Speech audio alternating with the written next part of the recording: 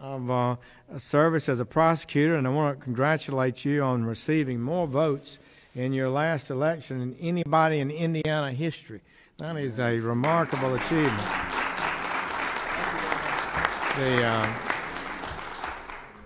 That's by any standards a good thing, and certainly the people here are grateful for your work. I know that you do a lot of work as a mentor, and all of you to inspire young people to live out their God-given potential. Thank you for that as well.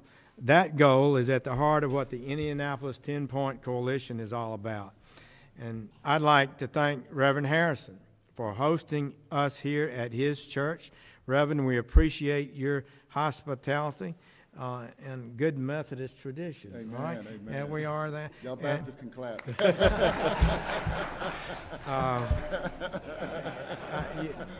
There's more you than are of us. It always has been that way in my neighborhood. So we appreciate your hospitality and leadership. Reverend Rivers, thank you for your leadership.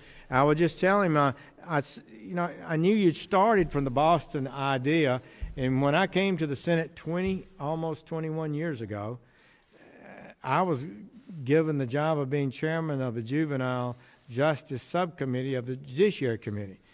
And so we were trying to figure out how to do things better, and we learned about Boston and your nightlight thing to deal with young people. And it was one of the most successful projects, I think, in the country for juvenile justice. I still believe it works, and I hope they're still doing it. Yeah. But basically what they would do, if a young person got in trouble, in the past they would put them on probation, and nobody paid them any mind. They just did whatever they wanted to, and nobody checked up or anything. And so they got a police officer to partner with a probation officer, and if the curfew was at 7 o'clock, they knocked on the door at 7 o'clock.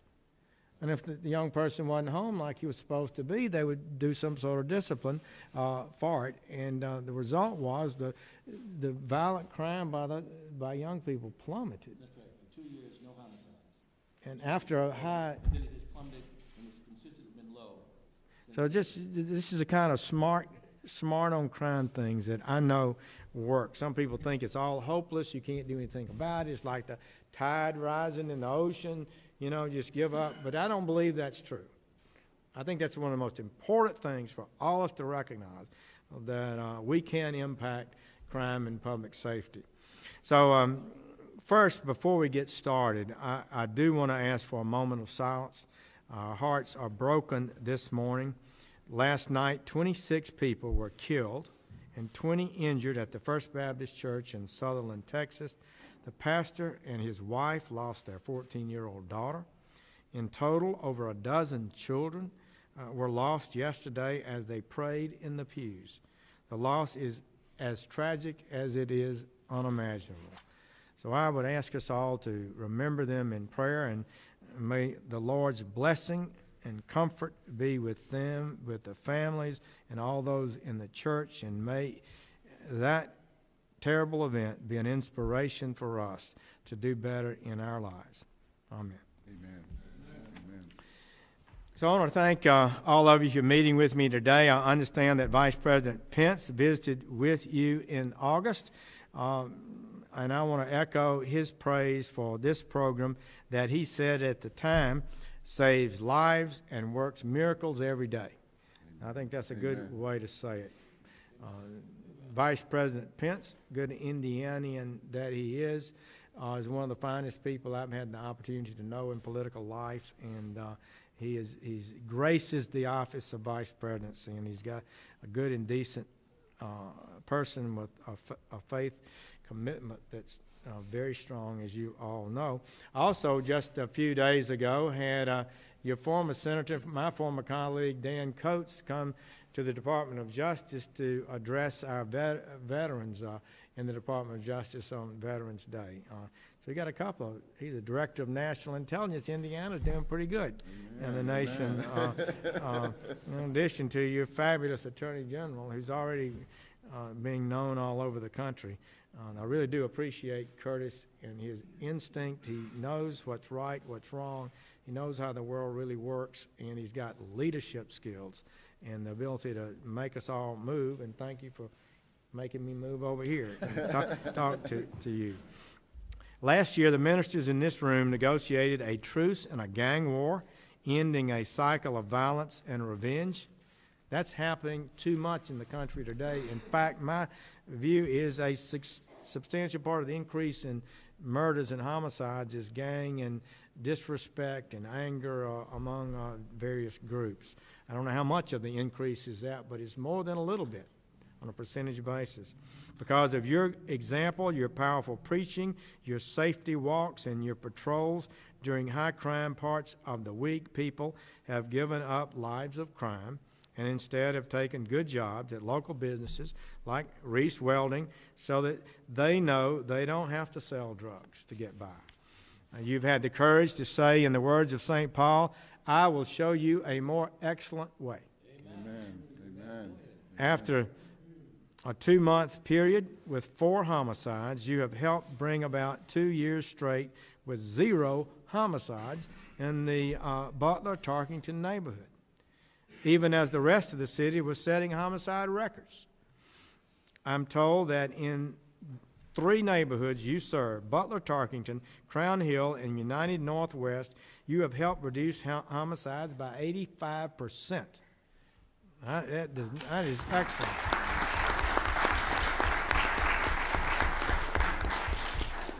Those are amazing results, really. And you can't expect to see that around the country everywhere, but it is particularly noteworthy.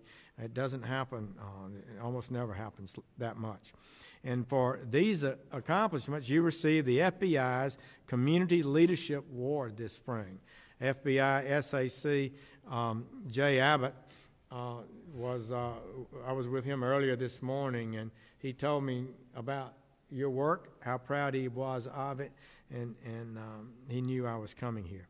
So I'm really impressed with what the coalition has accomplished, and I believe it could be a model for cities around America.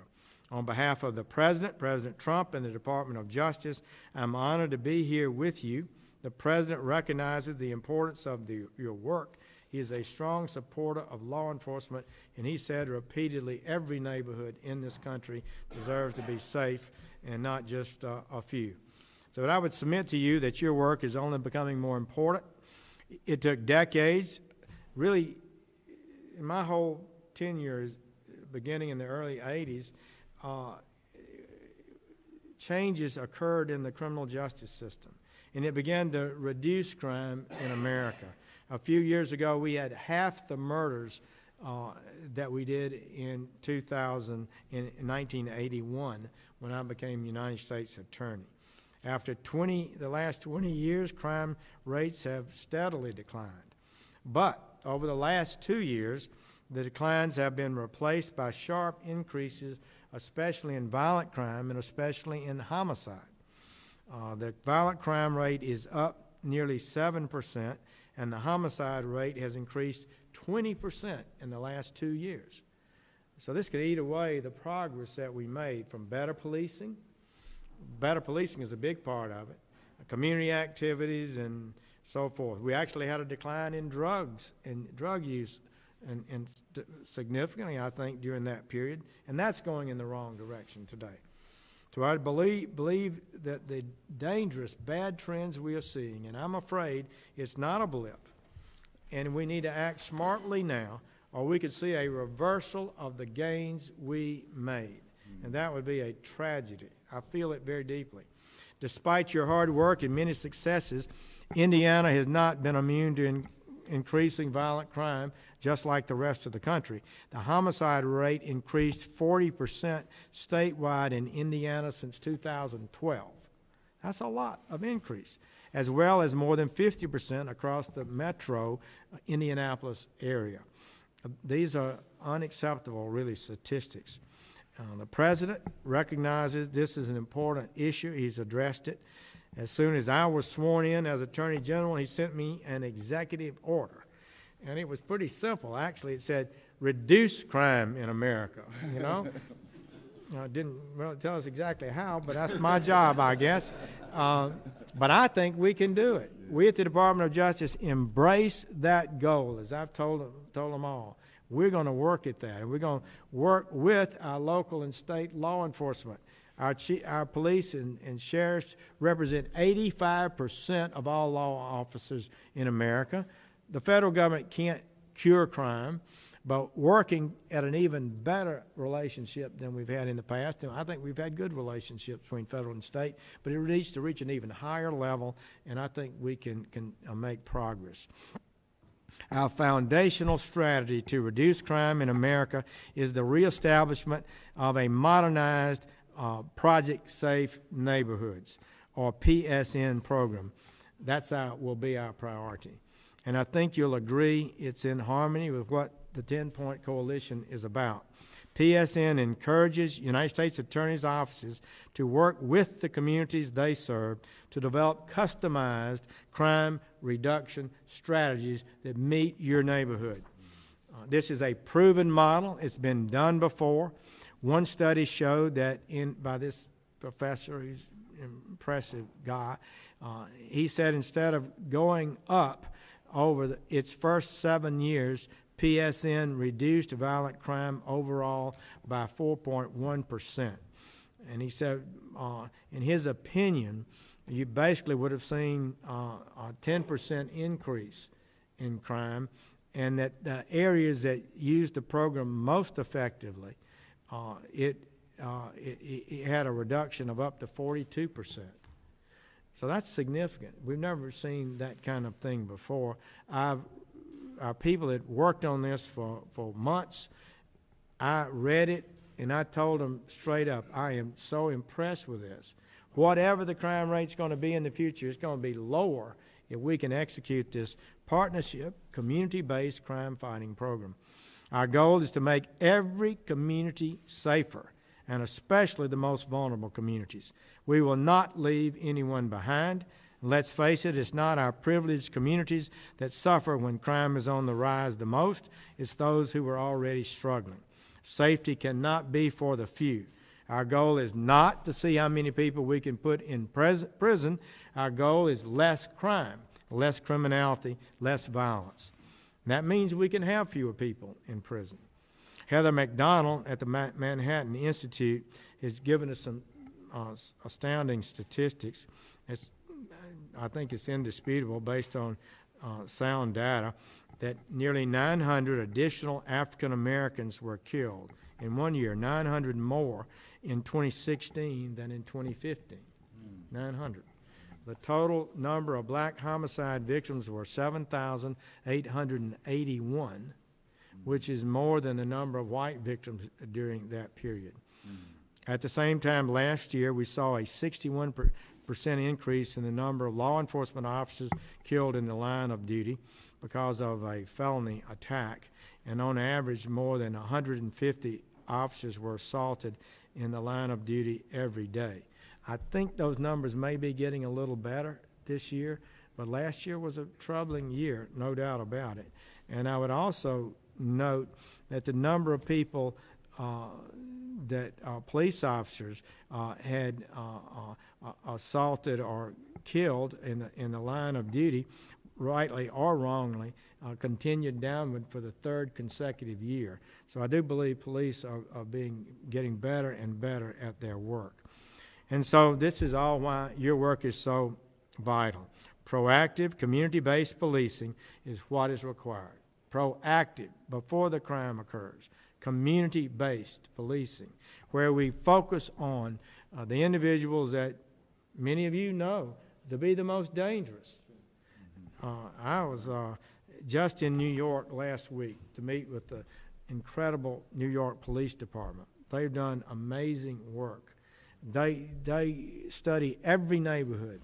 And they had this big meeting, and the top commissioners called in the precinct officers, about 10 or 15, and they went over what was happening in their neighborhoods. And they said there was a housing project that had too much crime in it. They had pictures on the walls of people in their rap sheets who were causing most of the trouble. And they were asking these officers why they weren't, what were their plans to catch them and stop them.